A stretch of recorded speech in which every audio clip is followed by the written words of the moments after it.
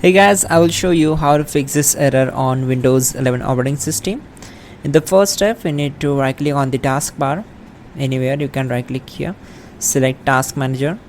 On this window, we need to click on run new task. Then we have to click on browse button. Once we are here, just scroll down, select this PC and open C drive. In the C drive, we need to open Windows folder, and then in the Windows folder, find out system32 folder. So here it is. So double click on it to open it, and in the system32 folder we need to find out cmd.exe file. Just search it and select it and click on open. Now this will be our main path. After that, check this box to create this task with administrative privileges and click on OK. So this is the main method. We need to execute the command gp update space / force and hit enter.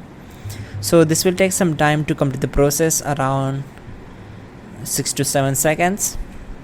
We need to wait for it, and once done, type exit to close the command prompt window. After that, just go to search bar and type in services. Click here to open it. This is the most important method. We need to find out the Windows update. Just scroll down, keep scrolling, and simply right click on Windows update, select properties. Then we need to set startup type as automatic.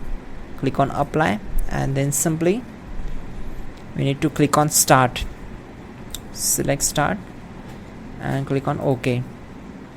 Once done, close this window and execute the last method. That will be we need to open File Explorer. So press Windows key plus E key together to open File Explorer. Then we need to select this PC, open C drive, then open Windows folder, then open system32 folder. Okay, this time we have to open software distribution folder.